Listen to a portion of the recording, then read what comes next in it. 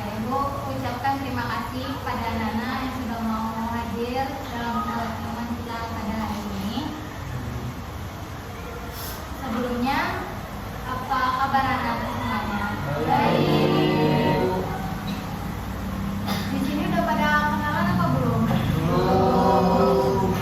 Ya, kita akan kenalan dulu ya. Nama Ibu Raisa Dini Putri. Mulai dari Mbak. Ya, kenalkan nama saya. Perkenalkan nama saya Rizmi. Perkenalkan nama saya Muhammad Dimas Setiawan. Perkenalkan nama saya Desi. Perkenalkan saya Alsina. Saya Fadil Muhammad. Baik, sebelum kita melakukan kegiatan, alangkah lebih baiknya kita melakukan doa terlebih dahulu. Ada yang ingin memimpin doa di sini? Ada Eza?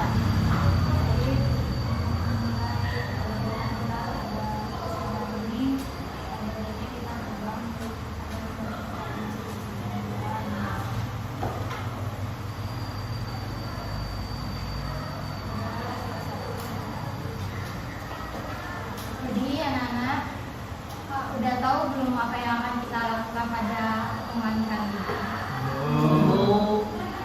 Jadi kita akan melakukan bimbingan konseling. Di sini udah pada tahu belum apa itu bimbingan konseling? Ya. Jadi bimbingan konseling itu adalah merupakan kegiatan bimbingan konseling yaitu untuk membantu anak-anak semua dalam menyelesaikan permasalahan yang sedang dihadapi atau yang sedang hangat dibicarakan. Jadi di sini tujuannya anak-anak bisa saling memberi pendapat dan saling bertoleransi dan berbagi pandangan bagaimana tentang masalah tersebut. Oke. Kayaknya belum pada semangat nih. Gimana kalau kita ice briefing dulu?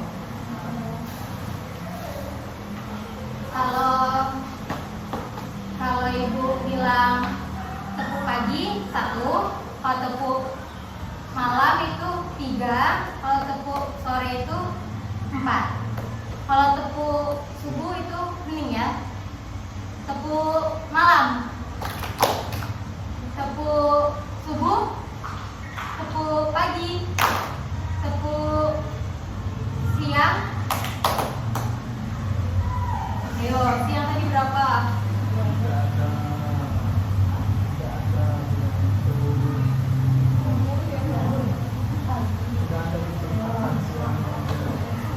Ada enggak tepuk siang? Pagi, sore, malam. Pagi, sore, malam, subuh. Oke. Jadi tepuk sore, tepuk malam, tepuk pagi, tepuk subuh, tepuk sore, tepuk malam, tepuk subuh, tepuk sore, tepuk malam, tepuk tangan. Jadi kita itu akan membahas topik, di mana topik itu bisa anak-anak usulkan atau anak-anak berpendapat ingin membahas mengenai apa pertemuan kita pada hari ini. Di sini ada yang ingin mengusulkan topik yang ingin kita bahas? Boleh dari Fadel, ingin membahas topik apa? Saya lebih condong kepada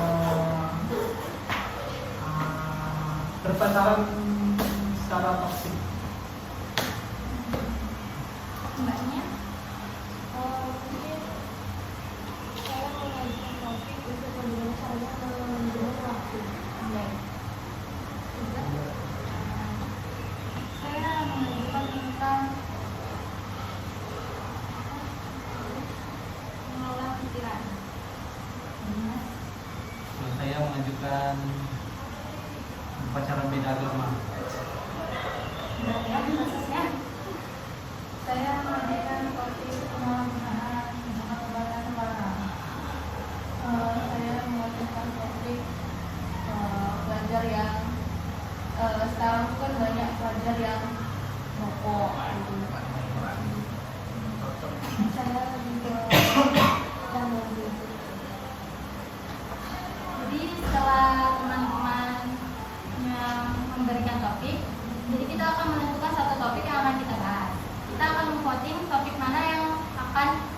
bahas.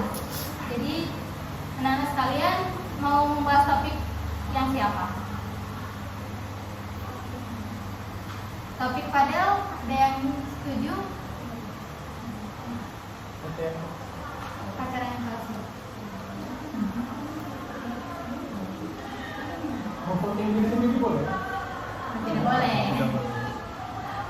Cuma 2 orang? 3. Topik Nia? Topik Eza? Topik Dimas? Pacaran beda agama? Enggak. Ayo. Topik Yusmini? Penyalahgunaan obat obatan. Topik Ririn? Topik Anissa? Oke, jadi pada setuju kita akan membahas topik pada yaitu pacaran toksik. Oke, boleh kepada Fadel menceritakan bagaimana pacaran yang toksik itu? Baik, mungkin untuk bukan dari pribadi ya, dari berita yang sering yang pernah viral. Itu kan ada 2 pasangan. Yang satu itu udah lulus kuliah, yang satu masih kelas 1 SMA. Nah, itu katanya tuh mereka itu toksik pacaran atau tidak sehat karena cuman lebih mementingkan diri sendiri. Nah, kayak gitu.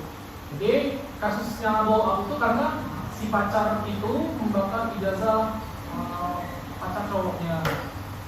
Karena cowoknya itu tuh katanya kayak membawa lari helm perempuannya. Nah, mungkin dari hal tersebut mereka itu sering toksik atau sering berantem dalam hal hubungannya. Mungkin kalau kata saya seperti itu. Jika kawan-kawan menyampaikan saya Pada anak-anak ada yang ingin menambahkan atau berpendapat pada itu? Ini kata-kata Fadel tadi bahwa orang ini sudah lumayan jauh ya dalam hubungan dari laki-laki dan perempuannya. Kami ini masih SMA, mungkin sekitar 12 tahun, dan laki-lakinya itu sudah tamat kuliah, mungkin sudah 25 tahun, 25. Jadi jarak umur antara minoritas dan juga minor dan juga orang yang sudah dewasa, orang yang sudah matang secara akal emosional dan pikiran itu pasti pemikirannya itu berbeda.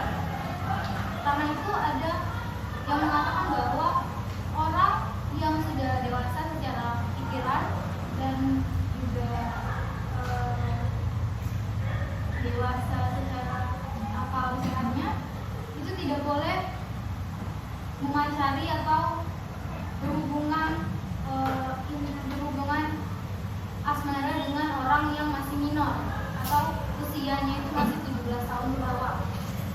Jadi ketika orang ini berpacaran bisa saja akan terjadinya manipulasi ataupun juga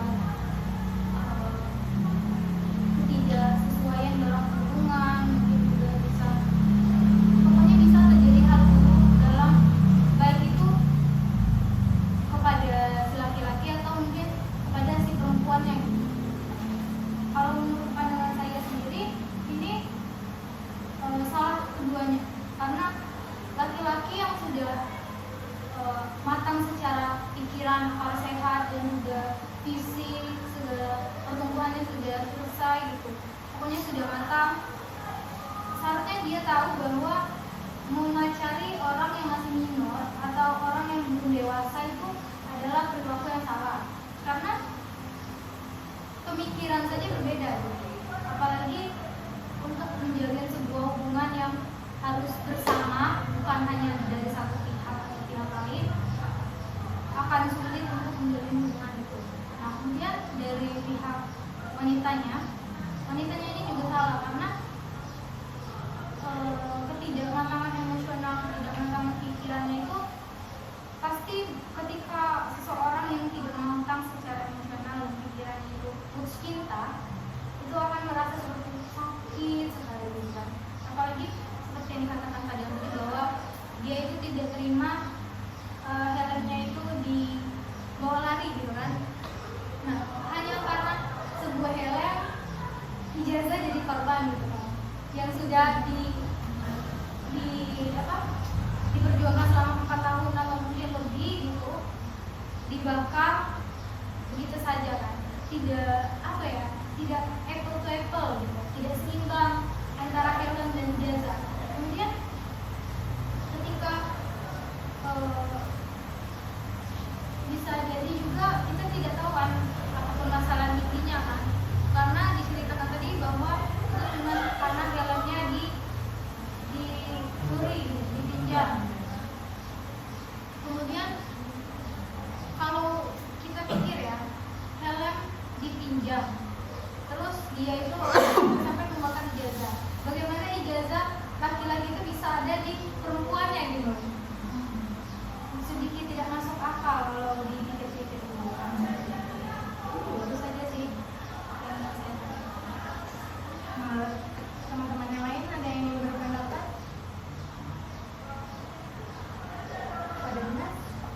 Bila saya di sini ingin menanggapi pernyataan dari saudari Eza yang mana berbicara tentang lelaki itu salah dan perempuan juga salah. Kalau menurut saya kita harus melihat dari pandangan lelaki tersebut, yang mana kalau kita tahu itu juga termasuk pedofil ya. Iya. Pedofil yang mana menyukai anak di bawah umur yang belum matang untuk berpacaran, itu termasuk penyakit yang mana seharusnya lelaki tersebut diberikan arahan dan diberi bimbingan. Mungkin bisa kalau masuk ada kayak bimbingan apa nah. Kalau karena narkoba kan udah itu ya kan. Rehab. Mungkin diberi rehab juga dari lelakinya. Mungkin itulah. Kalau untuk pernyataan yang saya berbicara kepada wanitanya salah, menurut saya tidak bisa dikatakan salah, karena bisa saja lelakinya yang memaksa dan meneror dari wanita tersebut, yang mana pernah kita dengar dari berita yang lelaki meneror wanita selama 10 tahun kan, ada kan. Itu tuh sebenarnya wanitanya itu korban dan tidak bisa dikatakan wanita yang salah, karena wanitanya pasti juga tidak ingin berpacaran kepada orang yang lebih tua. Emang ini hal kan? Ya, perihal yang masalah hal sepele, masalah dari film tersebut, rasa saya mungkin yang helm yang dipinjam itu siapa? Namanya helm si dipinjam belakangnya gara-gara helm. Nah, kalau menurut saya mungkin helm tersebut memang sangat spesial, entah dari pemberian dari almarhum orang tuanya kita tidak tahu, dan juga permasalahannya kan tidak tahu. Menurut saya tidak mungkin karena hal sepele tersebut bisa mengakibatkan masalah yang sangat besar sampai membakar ijazah itu kan. Rasa saya juga itu mungkin ada hal spesial dari helm tersebut sih. Yang menanggapi tadi? Mungkin kalau menurut aku ya, tadi kan Indra tadi ngomong kalau emosi yang perempuannya ini ngomong yang tidak stabil.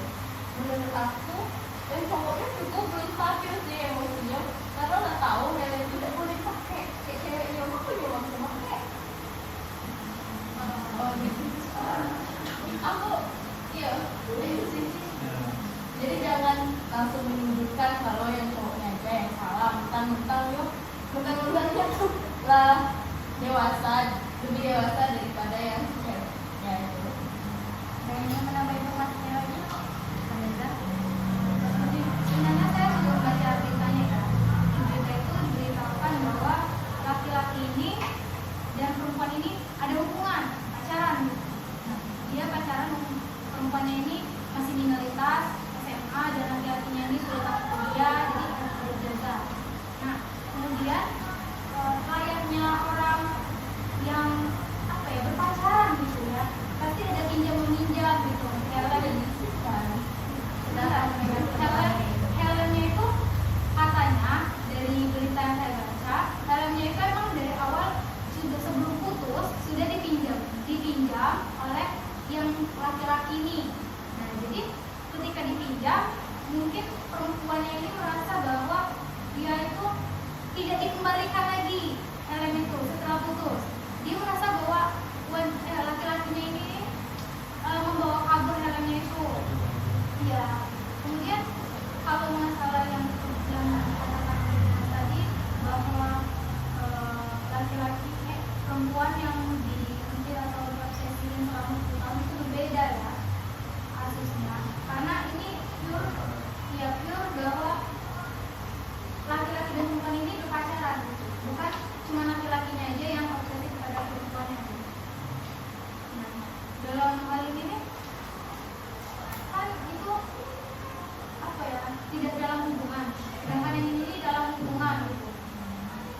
Yang saya bingung itu ijazahnya. Nah, ijazahnya itu kan seharusnya ada pada laki-laki kan itu punya hak milik laki-lakinya, tapi kenapa bisa ada di perempuannya gitu. Tadi saya hanya ingin kepada ada yang memiliki informasi yang lebih kuat lagi pada maksudnya bahwa saya menyampaikan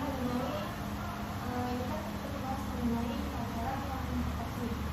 Nah, seperti yang kita lihat pada zaman sekarang ya, seperti di lingkungan kita juga, bahwa pacaran itu mungkin sekarang hampir semuanya dari lingkungan kita itu sudah memiliki pacaran, sudah memiliki pasangan. Tapi ada banyak tidak, tapi kebanyakan itu pada zaman sekarang itu kebanyakan itu berpacaran.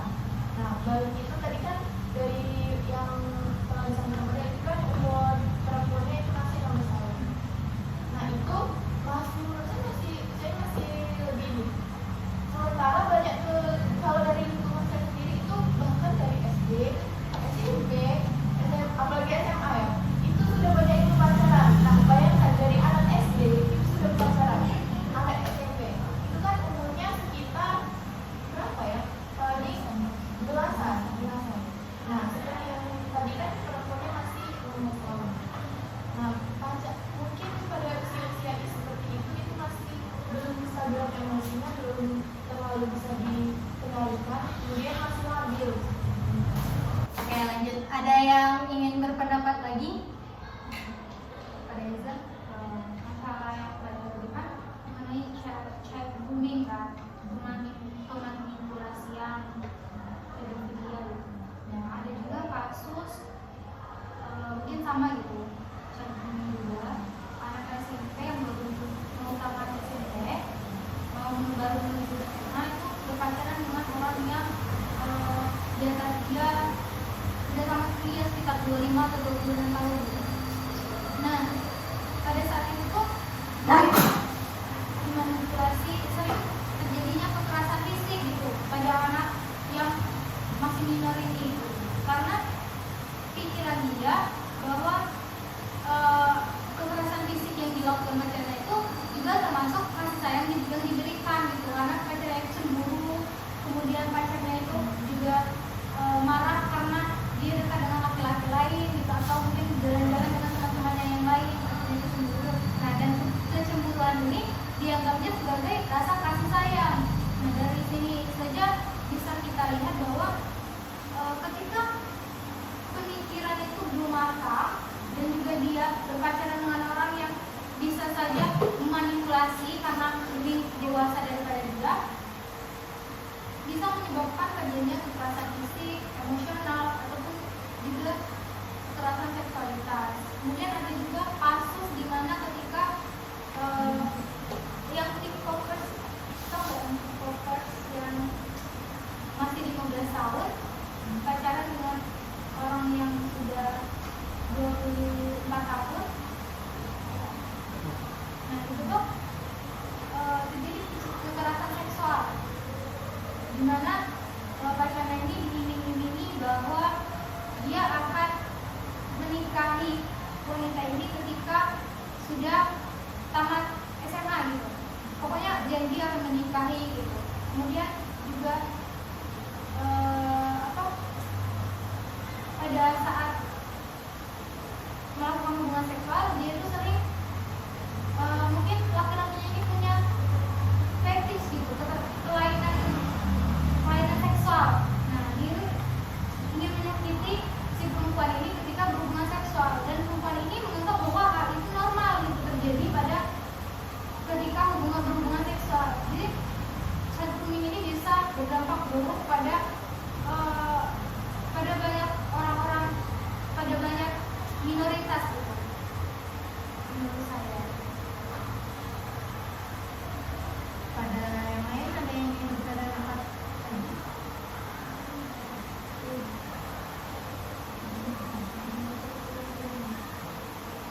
Pada Ririn? Tadi kan banyak membahas perbedaan perbedaan usia dalam berpacaran, dan kebanyakan itu berdampak negatif bagi perempuannya yang memiliki umur di bawah 17 tahun. Tapi saya pernah melihat di sosial media ada seorang guru yang guru bisa dibilang udah lewat dari 30 tahun, tapi dia menikahi siswinya yang perbedaan antara usianya tuh mungkin 10-15 tahun mungkin kan, tapi dilihat dari sosial media itu bahwa hubungan mereka itu tuh emosinya tuh stabil, dalam hubungannya tuh mereka sehat, jadi nggak bisa dipatokkan bahwa perbedaan usia itu tuh selalu berdampak negatif. Ada yang lain, ada yang berpendapat?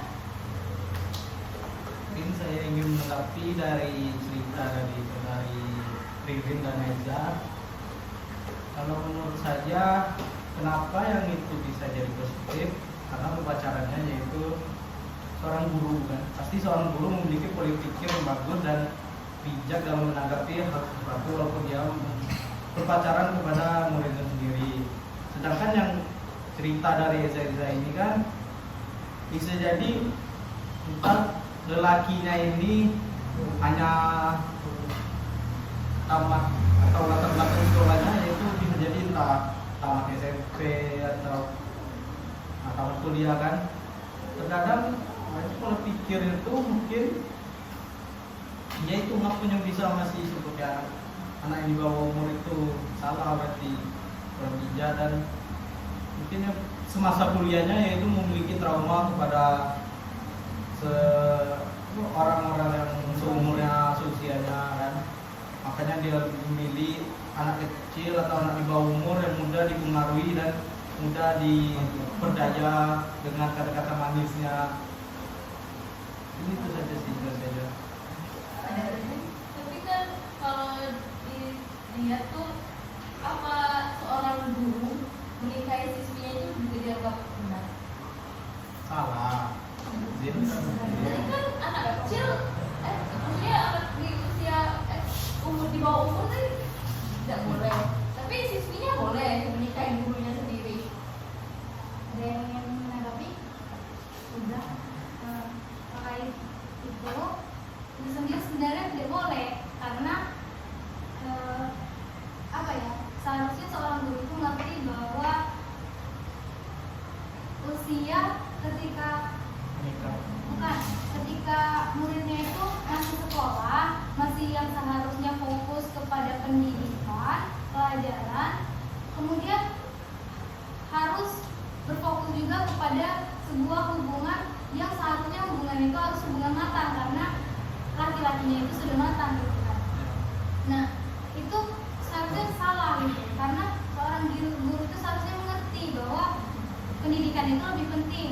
Kalau misalnya memang dia menyukai muridnya, itu bisa saja dia menunggu waktu muridnya itu setelah lulus terlebih dahulu, setelah lulus sekolah, dan juga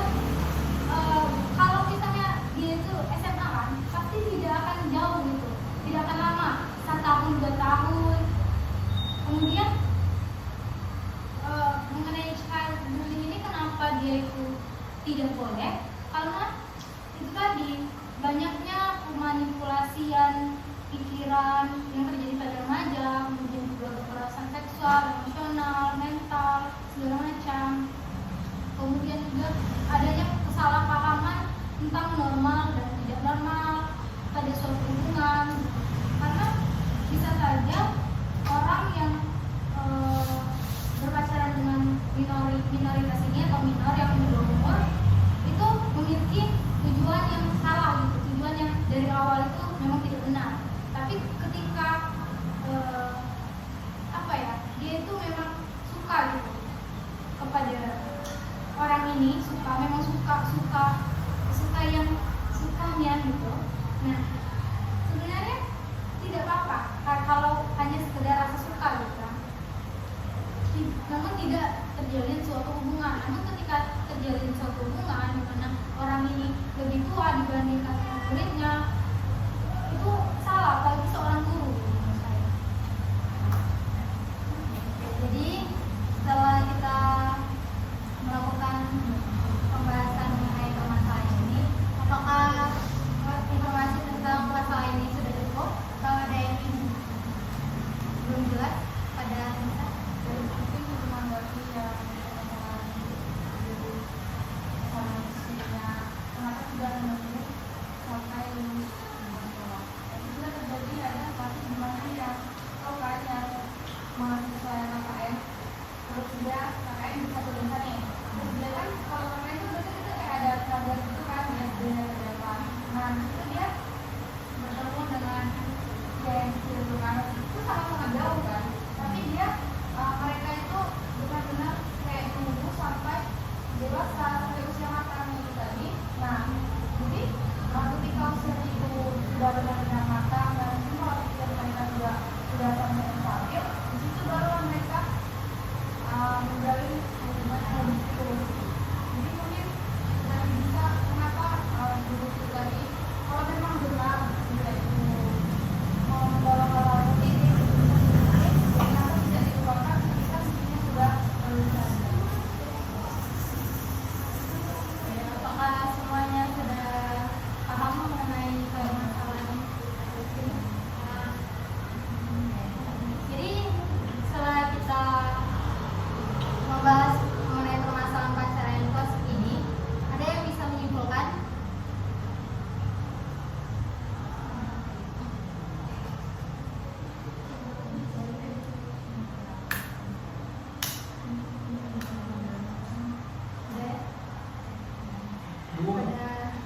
Kedua-duanya ya.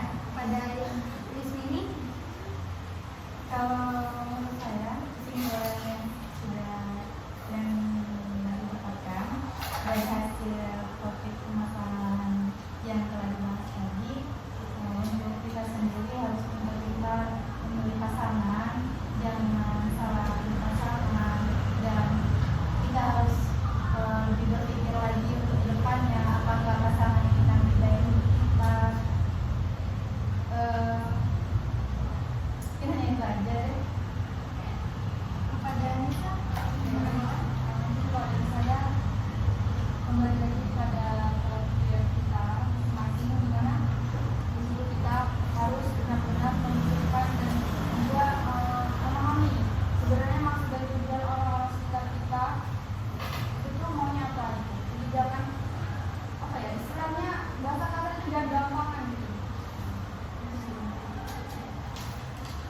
jadi ada yang ingin memberikan pesan-pesan pada pertemuan kita pada hari ini?